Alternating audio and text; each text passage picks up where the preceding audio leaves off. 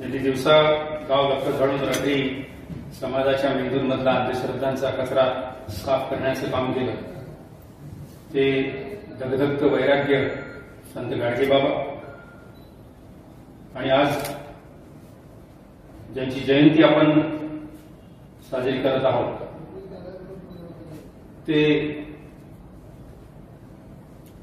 सामान्य माणसाच्या हितासाठी 18 पगड जातींच्या कल्याणासाठी ज्यांनी स्वतःचं राज्य आणि राज्यकारभार वापरला ते राजर्षी छत्रपती शाहू महाराज यांच्या स्मृतींना या ठिकाणी विनम्र अभिवादन करतो. जिल्हा प्रशासनाच्या वतीनं आज आपण या ठिकाणी शाहू महाराजांच्या जयंतीचा छोटेखानी कार्यक्रम राबवत आहोत. त्यानिमित्ताने शाहू महाराजांचं सामाजिक न्यायाचं धोरण या एका मोठ्या विषयाकडे ओझरता नजर आपण या निमित्ताने टाकणार आहोत. खरं म्हणजे आपल्या देशामध्ये लोकशाहीची स्थापना जेव्हा झाली त्याच्या अगोदर दीर्घकाळ या देशामध्ये मोठ्या प्रमाणावर राजेशाही उखडून टाकण्याच्या लढाया देशभर आणि जगभर झाल्याचं आपल्या नजरेसमोर इतिहास सांगतो. पारंपरिक संस्कारानुसार प्रत्यक्ष राजा हा देवाचा अवतार असल्याचं जरी मानलं गेलं तरी या देशातली जगातली राजेशाही ही काही सर्वसामान्य माणसाच्या हितासाठी झटली असं कुठं इतिहासात नमूद नाही. राजेशाही उखडून टाकावी, लोकशाहीची प्रस्थापना व्हावी, सर्वसामान्य माणसाला त्याच्या कर्तृत्वाच्या आधारावर वेगवेगळ्या क्षेत्रात संधी मिळावी ही लोकशाहीची मूल्य होती. आणि या लोकशाहीच्या मूल्याच्या आधारावर जशा जगभरात लढाया झाल्या त्याच पद्धतीचे उठाव आपल्या देशात भारतातही झाल्याचं उदाहरण आहे. लोकांनी उत्स्फूर्तपणे उठाव केले, राजेशाही हटवून टाकली, त्या ठिकाणी लोकशाही प्रस्थापित केली, लोकशाहीची नवी रुजवात केली. त्यानंतर मात्र राजेशाहीचं आणि त्या जुलमी राजांचं कधी नाव काढलं नाही. हे एवढं सगळं घडत असताना या देशामध्ये या महाराष्ट्रामध्ये केवळ 2 राजांचं मात्र का वारंवार नाव काढलं जातं. राजेशाहीविषयी प्रचंड तिटकारा मनात असताना, राजेशाहीने सर्वसामान्य माणसावर गुलामी लादली असताना 2 राजांसंदर्भात महाराष्ट्रामध्ये आणि पर्यायाने देशभरामध्ये असं वातावरण का निर्माण होतं की हे या राजांचे राज्यकारभार, या राजांची राज्यशाही पुन्हा नव्यानं आपल्यावर निर्माण व्हावी असं वाटत असेल तर ते फक्त 2 राजे आहेत, छत्रपती शिवाजी महाराज आणि त्यानंतरच्या अली काळातले छत्रपती राजर्षी शाहू महाराज. वारंवार लोकांना असं वाटतं की या राजांची राज्यशाही पुन्हा नव्यानं प्रस्थापित व्हावी आणि पुन्हा त्यांनी ज्या पद्धतीनं स्वतःच्या राज्य एकूण त्या व्यवस्थेमध्ये जो राज्यकारभार केला तो राज्यकारभार आजही त्याच पद्धतीनं व्हावा. हे यासाठी वाटतं की आता लोकशाहीच्या काळात सुद्धा प्रचंड व्यवस्था निर्माण झाल्या, स्वातंत्र्य, समता, बंधुत्व ही मूल्य सर्वसामान्य माणसाच्या मनात रुजवण्याचं सरकार पातळीवर काम झालं. पण जेव्हा नेमकी ही मूल्य काय असतात, ही मूल्य कशाशी खातात हे माहीत नसताना सुद्धा इतक्या वर्षापूर्वी, शेकडो वर्षापूर्वी शिवाजी महाराजांनी ती मूल्य आपल्या मावळ्यांमध्ये 18 पगड जातींमध्ये रुजवली आणि त्यांचेच वंशज पण अलीकडच्या काळामध्ये म्हणजे ज्यांचं निधन 1922 साली झालं त्या राजर्षी छत्रपती शाहू महाराजांच्या काळामध्ये मोठ्या प्रमाणावर स्वातंत्र्य, समता, बंधुता ही मूल्य प्रत्यक्ष कृतीतून रुजवण्याचं काम जर शेवटच्या कोणी राजाने केलं असेल तर त्या राजाचं नाव आहे छत्रपती शाहू महाराज. शाहू महाराजांना स्वतःच्या जीवनामध्ये फार काही दीर्घकाळाचं आयुष्य लाभलं अशातला भाग नाही. उनपुरं 48 वर्षाचं आयुष्य ज्या माणसाला लाभतं, 48 वर्षाच्या आयुष्यात सध्याच्या काळात तुम्ही आम्ही काय करतो हे लक्षात घ्या. सेटल पण होत नाही माणूस 48 वर्षाच्या काळात.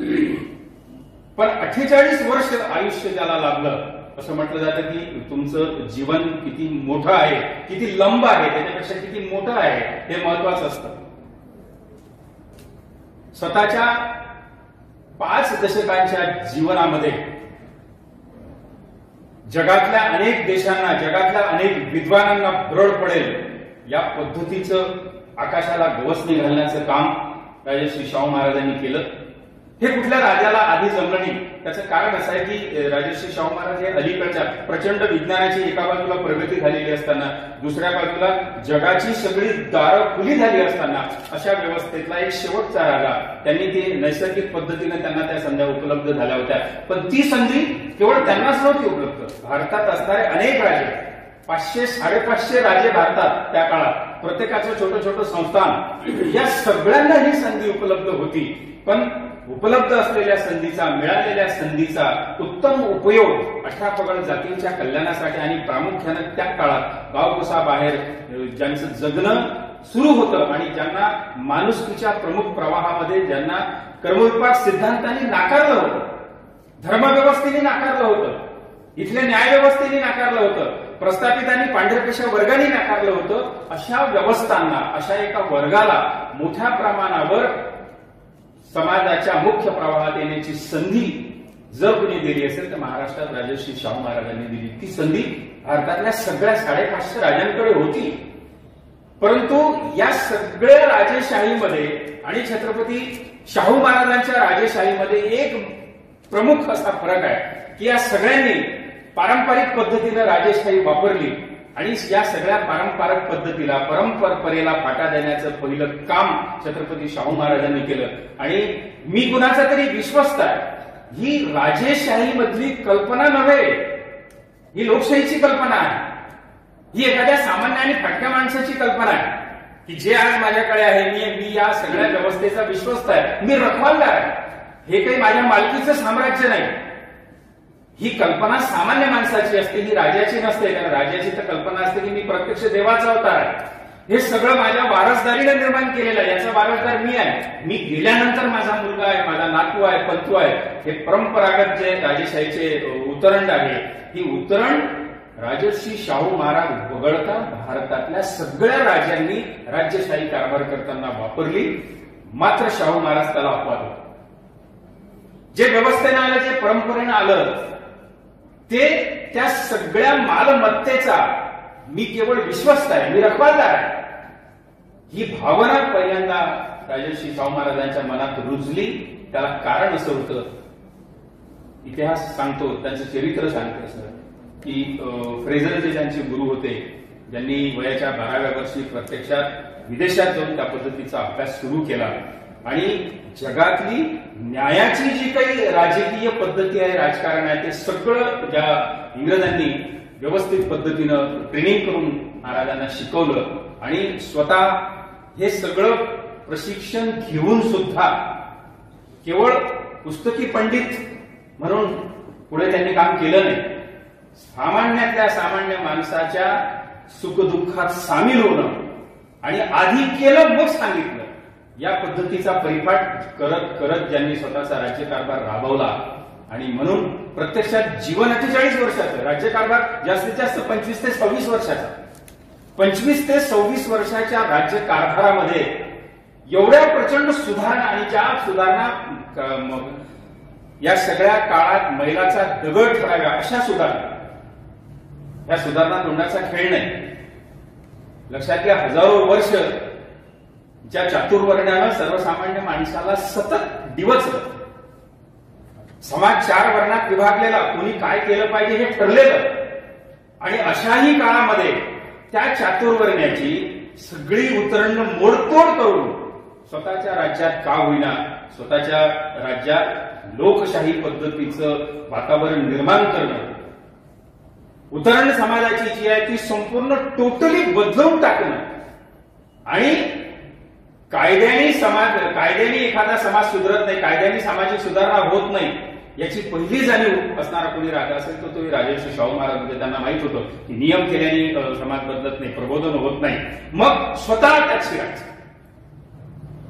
सगळ्यांना उदाहरण माहित असेल की कांबळेंना कशी भज्याची चहाची हॉटेल कोल्हापुराच्या कोपऱ्यात काढून दिली, आणि हे निर्णय म्हणून राजा घेतला. आजच्या काळात सरकार एखादा निर्णय घेते, अमुक एखादा GR जाहीर केला, परंतु त्याला प्रत्यक्ष राबवणुकीत अंमलबजावणीमध्ये काय पापड बेलावे लागतात हे त्यांना राजर्षी शाहू महाराजांना माहित होतं की एखादी घोषणा करून थांबता येत नाही. प्रत्यक्षात कांबळेंना हॉटेल काढून दिलं, पण त्या काळामध्ये अस्पृश्य ठरवल्या गेलेल्या समाजाचा महार असलेल्या माणसाच्या त्या हॉटेलमध्ये चहा घ्यायला प्रत्यक्ष जाईल कोण, आणि जो चहा घ्यायला भजे खायला गेला त्याला प्रत्यक्ष समाज जगू देईल की नाही याची कल्पना महाराजांना होती. पहिल्यांदा स्वतः बग्गी घेऊन तिथं गेले आणि त्याला सांगितलं की गंगाराम आण जरा ते भजे आण, चहा आण. ते स्वतः घेतले, म्हणजे आधी करून दाखवलं. स्वतःच्या संबंध जीवनामध्ये शाहू महाराजांच्या जीवनातले जे टप्पे बघितले ते टप्प्यांवरून आपल्याला असं लक्षात येतं की प्रत्येक टप्प्यावर शाहू महाराजांनी स्वतः काही गोष्टी केल्या. जी गोष्ट संत परंपरेत आपल्याला आढळते की तुकाराम महाराजांनी एका बाईला स्वतःच्या मुलाचं गुळाचं व्यसन, गोड खाण्याचं व्यसन तोडायचं होतं, तेव्हा तुकाराम महाराज म्हणाले की तू 4 दिवसानं माझ्याकडे ये. 4 दिवसाने ती माऊली आली, त्यांनी त्यांना मंत्र सांगितला जे काही सांगायचं असेल तर माऊली म्हणे की हे उत्तर तर तुम्ही महाराज 4 दिवसापूर्वी देऊ शकले असते, 8 दिवसापूर्वी देऊ शकले असते. तर तुकाराम महाराज त्या बाईला म्हणाले की मलाच गुळ खाण्याचं खूप व्यसन होतं, मी आधी ते थांबवलं, मग तो नैतिक अधिकार प्राप्त केला तुला सांगायचं. शाहू महाराजांच्या जीवनामध्ये अनेक टप्पे असे आहेत की जे स्वतःला त्यांना ज्या गोष्टी आवडत नाही त्या गोष्टी स्वतः त्यांनी बंद केल्या, नंतर समाजाला मार्गदर्शन केलं. ते राजा म्हणून राजाज्ञा काढत होते. राजाचा आज्ञा म्हणजे ते जर त्याचं उल्लंघन केलं तर मृत्यूदंड ठरलेला असेल.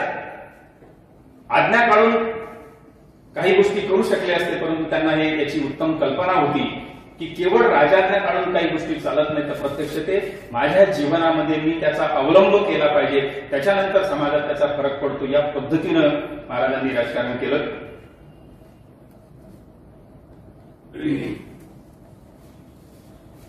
शाहू महाराजांच्या जीवनामध्ये सामाजिक न्यायाची प्रस्थापना करणारे, नवे मूल्य रुजवणारे अनेक कायदे त्यांनी निर्माण केले. फक्त या सगळ्यांमध्ये 5 कायदे जे आहेत ते साधारणतः प्रमुख असे समजले जातात की ज्याच्यामुळे करवीर संस्थानामधलं संबंध राजकारण ढवळून निघालं आणि करवीर संस्थानामध्ये जे काही घडते आहे त्याचे सभोवताल परिणाम होत होते. केवळ पश्चिम महाराष्ट्रातच नव्हे तर महाराष्ट्राच्या लोकजीवनावर त्याचे प्रचंड मोठे परिणाम होते. पूर्वीच्या काळी छोटे छोटे संस्थान आपण बघितले आणि त्याच्यामध्ये काही कारभार झाला तर ते तेवढ्या कोणाचं 2 जिल्ह्याचं राज्य, कोणाचं 2.5 जिल्ह्याचं राज्य, कोणाचं 3-4 जिल्ह्याचं राज्य, अशा पद्धतीनं राज्य कारभार होते. परंतु पारंपरिक पद्धतीनं चाललेल्या राज्यकारभाराचं इतर दृष्टीनं त्याचे पडसाद उमटत नव्हते. पण कोल्हापूर संस्थान, करवीर संस्थान हे एकमेव अपवाद असं संस्थान होतं की जिथे एखादा निर्णय घेतला तर त्याचे पडसाद संबंध देशभर उमटत. खरं म्हणजे एका दृष्टीने राजर्षी शाहू महाराजांचं राज्य आणि स्वतः शाहू महाराज हे इंग्रजांचे मांडलिक राजे होते. इंग्रजांचं कंट्रोल त्यांच्यावर होतं. परंतु असं म्हणतात की माणसाला अगदी छोटी सुद्धा स्पेस मिळाली तर त्या स्पेसमध्ये तो किती मोठं विस्तारित कार्य करू शकतो याचं उत्तम उदाहरण शाहू महाराजांच्या राज्यकारभारावरून येतं. एका बाजूला इंग्रजांचं मांडलिकत्व स्वीकारणारा माणूस, एका बाजूला सगळ्या सामाजिक, धार्मिक आणि राजकीय सुधारणांना मर्यादा असणारा माणूस या पद्धतीचं जर काम करू शकते, एवढ्या मर्यादेत जर महाराज इतकं मोठं काम करू शकतात, जर स्वतंत्र राज्य असते तर मला वाटते देश विदेश आणि मोठ्या प्रमाणावर जगावर एवढं प्रभाव पडेल अशा मोठ्या पद्धतीनं ते काम करू शकले असते. सर्वांना माहिती आहे की जेव्हा आरक्षणाचे विषय येतात तेव्हा राजर्षी शाहू महाराजांचं नाव पहिल्यांदा घेतलं जातं. हे खरं आहे की राजर्षी शाहू महाराजांनी स्वतःच्या राज्यकारभारामध्ये, आता त्या काळी एक लक्षात घ्या, तो काही कोणी व्यवस्थेचा जाणीवपूर्वक कट होता अशातला भाग नाही. आपली चातुर्वर्ण व्यवस्थाच अशी होती की एका विशिष्ट वर्गानं धार्मिक, सामाजिक सगळं शिक्षण घ्यावं, त्यांनी शिकत जावं. ज्याच्याकडे जी जबाबदारी आहे तीच जबाबदारी घ्यावी. म्हणजे ब्राह्मणांनी शिक्षण घ्यावं, क्षत्रियानं देशाचं रक्षण करावं, वैश्यांनी व्यापार करावा, शूद्रांनी त्याच्याही खालची कामं करावी. हे धर्मव्यवस्थेने जर ठरवून दिलं असेल तर त्या पद्धतीनं काम हजारो वर्ष आपल्या देशात चालत होतं.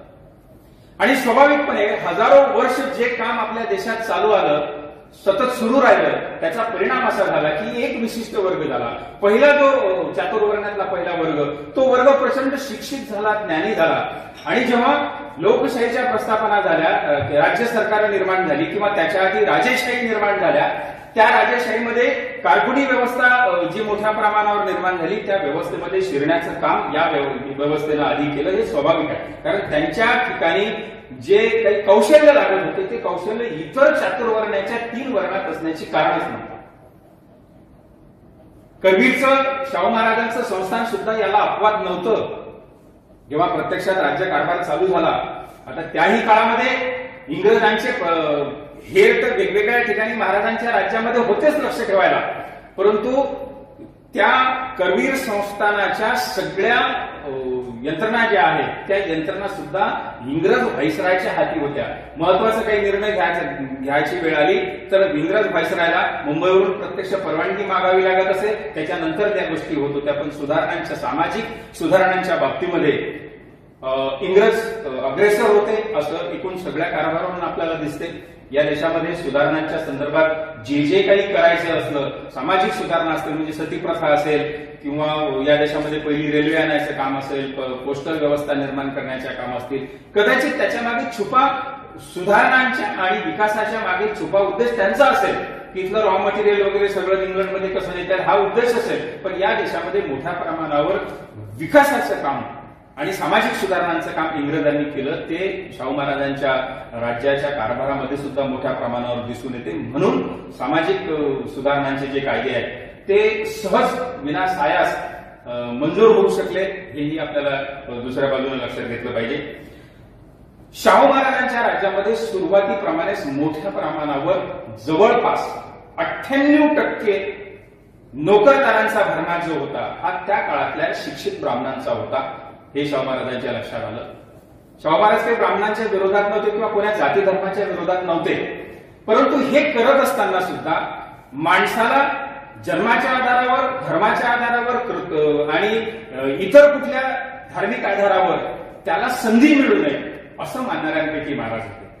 केवळ जन्माच्या आधारावर, वर्णाच्या आधारावर, कर्तृत्वाच्या आधारावर प्रत्येकाला संधी मिळाली पाहिजे आणि त्याच्यातलं कर्तृत्व जर ओळखण्याची वेळ आली तर ते कर्तृत्व सिद्ध करण्याची संधी सुद्धा त्या माणसाला मिळाली पाहिजे.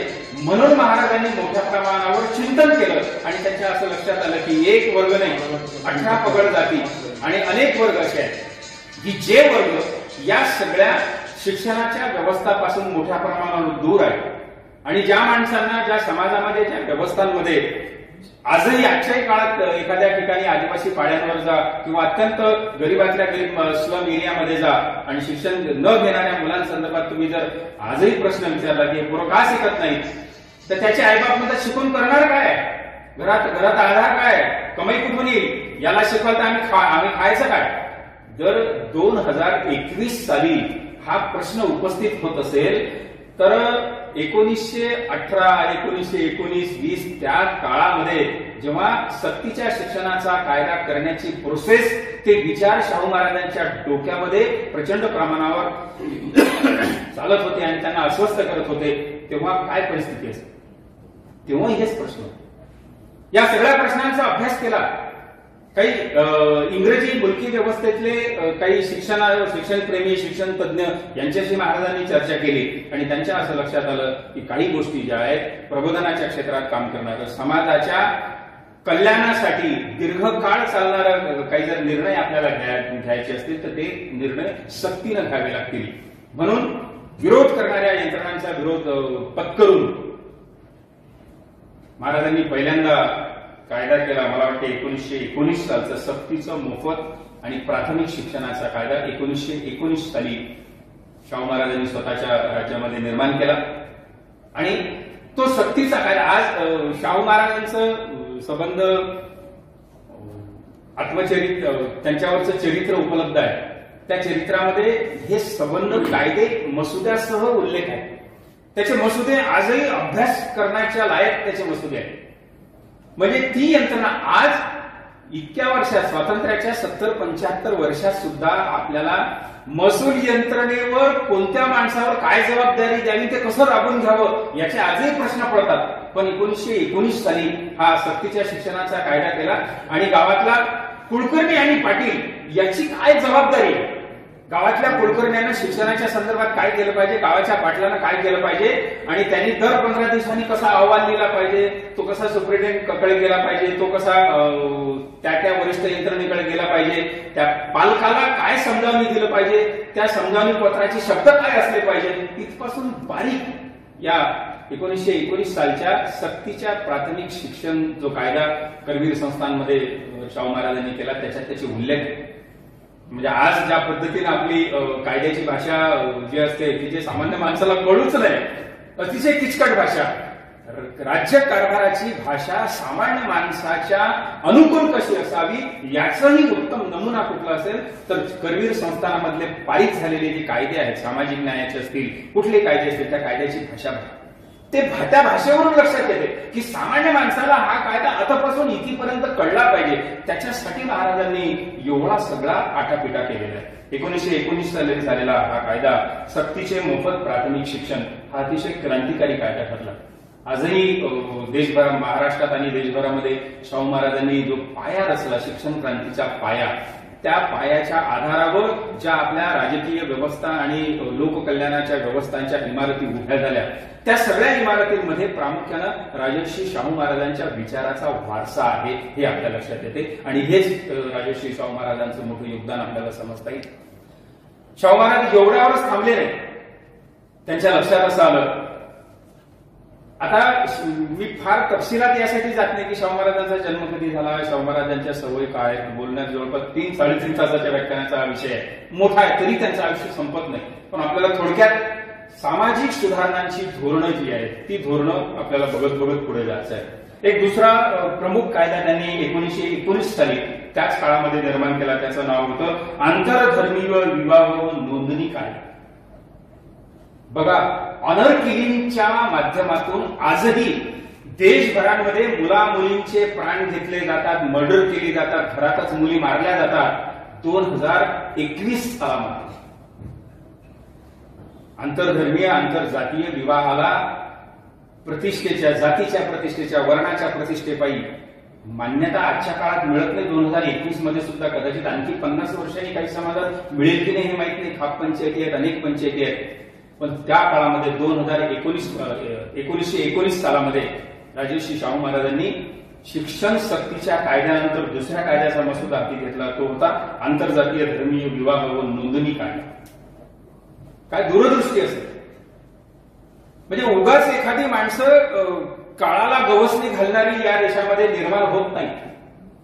केवळ वारसाने किंवा परंपरेने आलेला राजे अनेक होऊन जाते, होऊन गेले आणि इतिहासाच्या गडप झाले. आज त्यांचं नावही कोणी घेतलं.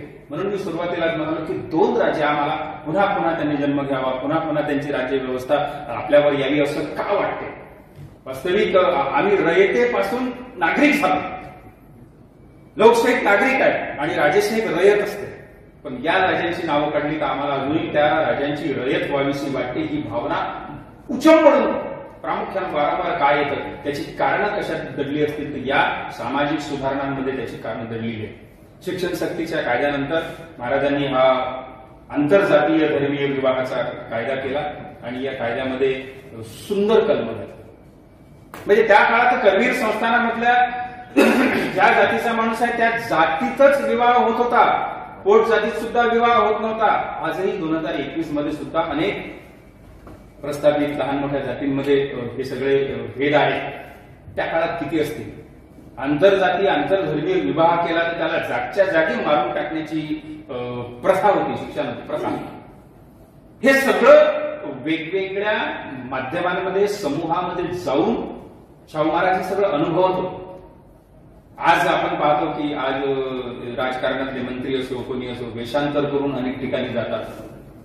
शाहू महाराजांनी त्या काळात त्यांच्या राज्यामध्ये, मला वाटते कदाचित हारून अल रशीद त्या काळात त्यांनी हा प्रयोग केला की नाही माहित नाही, पण शाहू महाराजांनी त्यांच्या राज्यामध्ये हा प्रयोग मोठ्या प्रमाणावर राबवला. सामान्य माणसांमध्ये जाताना वेषांतर करून 2-2 दिवस धनगरांच्या पाड्यांवर शाहू महाराज राहिलेले आहेत आणि त्या लोकांना माहित नाही. अनेक उदाहरणं त्याची त्यांच्यावर लिहिलेल्या अनेक पुस्तकांमध्ये आलेली आहेत की वेषांतर करून त्या व्यवस्थेचं दुखणं नेमकं काय आहे हे जाणून घेणं आणि राज्यकारभारात त्याच्यात सुधारणा करणं आणि त्याच्या कल्याणाच्या मार्ग कसे निर्माण होतील याच्यासाठी काम करत राहणं, यंत्रणा कामाला लावणं, हे काम शाहू महाराजांनी केलं. आणि त्यांच्या असं लक्षात आलं की आंतरजातीय आंतरधर्मीय विवाह हे मोठ्या प्रमाणावर लागले पाहिजे. मी आधीच सांगितलं की आधी केले मग सांगितले. म्हणजे अनेकदा असं म्हणतात की लोकांना सांगितलं जातं की तुम्ही अमुक अमुक केलं पाहिजे, तुम्ही टमुक केलं पाहिजे, स्वतः ते करत नाही. महाराजांनी आंतरजातीय आंतरधर्मीय विवाहासाठी पुढाकार घेतला. स्वतःच्या नात्यांपैकी आप्तांपैकी मराठा आणि धनगर विवाह मोठ्या प्रमाणावर स्वतःच्या राज्यात घडवून आणले. उत्तम काम या पद्धतीनं आधी केलं मग सांगितलं. स्वतः घडवून आणले विवाह, मग लोकांना सांगितलं की आंतरजातीय आंतरधर्मीय विवाह करा. म्हणजे सामाजिक बहिष्कार मोठ्या जाती जर घालत असतील तर पहिले माझ्यावर घालतील, मी ते काम केलं, नंतर लोकांना सांगितलं. अशा पद्धतीचा करता सुद्धा शिक्षणप्रेमी, शिक्षण संशोधक या पद्धतीचं काम करणारे राजर्षी शाहू महाराज यांनी हा कायदा निर्माण केला. आणि मोठ्या प्रमाणावर आज इतक्या वर्षानंतर आपण त्या कायद्याची फळं चाकतो आहोत. त्याच सालामध्ये हा कायदा केल्यानंतर साधारणतः 1919 सालामध्ये 4-5 कायदे त्यांनी निर्माण केले की जे कायदे मैलाचा दगड ठरले. स्त्री छळवणूक प्रतिबंध कायदा, म्हणजे राजा देवाचा अवतार आणि दुसरा देवाचा अवतार या देशाच्या व्यवस्थेनं जर कोणी सामाजिक व्यवस्थेनं मानला असेल तर तो पतीचा नवा. पती परमेश्वर आपण म्हणतो ना. म्हणजे पहिला सार्वजनिकरित्या देव कोणी असेल तर तो राजा, आणि कुटुंब व्यवस्थेचा जर कोणी देव असेल तर तो पती परमेश्वर. राजाने एखादी आज्ञा केली तर त्याला कुठलंच कोर्ट नव्हतं. तसं घरातही पतीनं नवऱ्याने एखादी आज्ञा केली तर त्यालाही कुठलं चॅलेंज नाही. हे या घरातल्या सगळ्या पतिदेवांचं देवत्व नाकारण्याचं काम कायद्यानुसार जर पहिल्यांदा झालं असेल तर राजर्षी छत्रपती शाहू महाराजांच्या राज्यामध्ये झालं.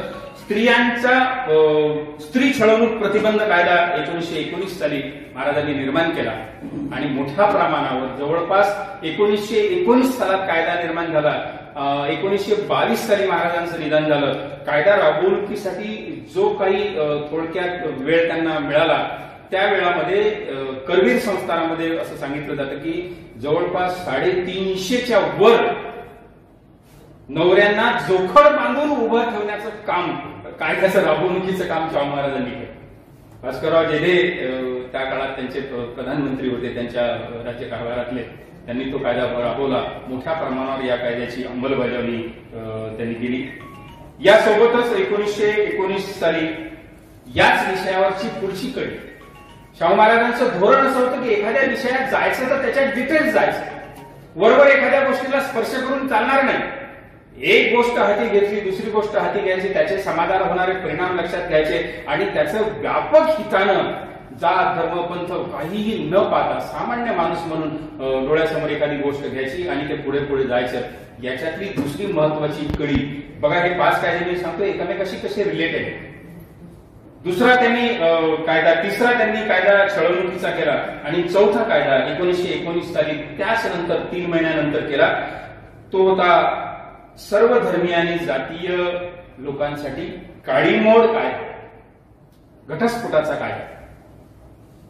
त्याच्या आधी विवाह संस्था बिघडत होत्या, नवरा बायकोचे संबंध बिघडत होते, परंतु ज्या नवऱ्याने एखाद्या बायकोला टाकली तिची अवस्था वेश्येच्या पेक्षा बदतर झाल्याशिवाय राहत नाही. याचे रिपोर्ट आधी शाहू महाराजांनी स्वतःच्या राज्यामध्ये गोळा केले. त्याच्या आधारावर हा कायदा निर्माण. बहुपत्नीत्व होतच, पण एखाद्या पत्नीला अधिकृतरित्या काळी मोड न देता, घटस्फोट न देता तिला स्वातंत्र्य द्यायचं नाही, पण तिची अवस्था अतिशय वाईट पद्धतीने व्हावी याचं वातावरण सभोवताली तयार होतं. त्या वातावरणात हजारो स्त्रिया अशा पद्धतीचं नरकमय जीवन जगत होते. ह्या यातना छत्रपती शाहू महाराजांच्या लक्षात आल्या, त्यांना त्या जाणवल्या. त्याच्यानंतर त्यांनी तो स्त्रियांच्या प्रति सर्वांसाठी काळीमोड कायदा निर्माण केला. याचीच पुढची कडी 17 जानेवारी 1920 साली एक महत्वाचा कायदा त्यांनी केला, अनवरस संतती व जोगतिनी विषयक प्रतिबंध कायदा. देवाच्या नावाखाली मुरळ्या, जोगतिनी आणि स्त्री सोडून त्यांना वेश्या व्यवसायाला वेगळ्या पद्धतीने लावण्याचं जे पारंपरिक षडयंत्र होतं ते षडयंत्र मोडून काढण्याचं काम पहिल्यांदा राजर्षी शाहू महाराजांनी केलं. हे एकमेकाशी रिलेटेड कायदे आहेत. सामाजिक न्याय कोणाला कशा पद्धतीने द्यायचा आणि त्याचे दीर्घकाळ परिणाम समाजाच्या सर्व वर्गामध्ये पोहोचतील याची व्यवस्थित नियोजन जर कोणी केलं असेल तर ते महाराजांच्या या सगळ्या कायद्यांच्या मांडणीवरून तुमच्या आमच्या लक्षात येईल. खूप कायदे केलेले आहेत. इतर लहान सहान तर कायदे खूप आहेत. कलावंतांना न्याय देण्याचे कायदे आहेत. शिक्षणाच्या क्षेत्रामध्ये मोठ्या प्रमाणावर अगदी इंग्रजी शिक्षणाची व्यवस्था कशी असली पाहिजे, ती इंग्रजी व्यवस्था निर्माण करताना त्याच्यामध्ये कोणकोणते घटक घेतले पाहिजेत, त्याच्यामध्ये जर 10 शिक्षक असतील तर त्याच्यात 3 ते 4 शिक्षक हे प्रवाहाच्या बाहेरचे, त्यांना हजारो वर्ष व्यवस्थेनं प्रवाहाच्या बाहेर गावकुसा बाहेर ठेवलं, त्याच्यातली माणसं कशी असली पाहिजे, ती माणसं अडाणी असली तर इंग्रजांच्या त्या शिक्षण विषयक तज्ज्ञांनी त्यांना किती काळ किती महिने शिक्षण दिलं पाहिजे आणि संपूर्ण सजून धजून तयार होऊन बौद्धिकदृष्ट्या प्रिपेअर करून कसं समाजाच्या मुख्य प्रवाहात आणलं पाहिजे याचीही मांडणी करणारे कायदे छत्रपती शाहू महाराजांनी स्वतःच्या राज्यात निर्माण केले. मला वाटते की 25-26 वर्षाच्या राज्यकारभारामध्ये ज्यांनी सामाजिक विचार प्रचंड मोठ्या पद्धतीनं मांडला, ज्यांनी दलितोद्धाराचा विचार मोठ्या प्रमाणावर मांडला, ज्यांनी समाजातल्या उपेक्षित वर्गाच्या संदर्भात चिंतन करून थांबला नाही, प्रत्यक्ष कृती केली आणि ज्यांनी प्रत्यक्ष देव आणि धर्माच्या नावाखाली सर्वसामान्य माणसाला लुबाडणारी जी व्यवस्था हजारो वर्ष वैदिक परंपरेत निर्माण झाली त्याचं सुद्धा मोठ्या प्रमाणावर चिकित्सा केली, धर्मचिकित्साला मोठ्या प्रमाणावर महत्व दिलं. त्या राजर्षी शाहू महाराजांचं काम प्रत्येकाने स्वतःच्या जीवनामध्ये आपल्याला शक्य होईल त्या पद्धतीनं राबवत जाणं आणि त्यांनी केलेल्या धार्मिक सुधारणा एकदा तुम्ही बाजूला ठेवा, त्यांनी केलेल्या काही छोट्याशा सुधारणा असतील त्या बाजूला ठेवा, पण ज्यांनी सर्वसामान्य माणसाच्या जीवनात मोठ्या प्रमाणावर बदल घडेल आणि तो बदल वेगवेगळ्या पिढ्यांच्या जीवनावर सतत परिणाम करत जाईल, त्याच्यातले हे जे कायदे आहेत या कायद्यांचा जो सामाजिक सुधारणांचा नवा परीघ त्यांनी आपल्यासमोर मांडला, मला वाटते तो आपल्या प्रत्येकाने आपापल्या जीवनात जर अंगीकारला आणि त्या पद्धतीनं स्वतःचं चिंतन योग्य पद्धतीनं सुरू ठेवलं तर हे छोटेखानी कार्यक्रमाने राजर्षी शाहू महाराजांच्या जयंतीचं औचित्य निश्चित मोठ्या प्रमाणावर सुफळ संपूर्ण झाल्याशिवाय राहणार नाही आणि मी ती अपेक्षा करतो. या ठिकाणी थांबतो. धन्यवाद.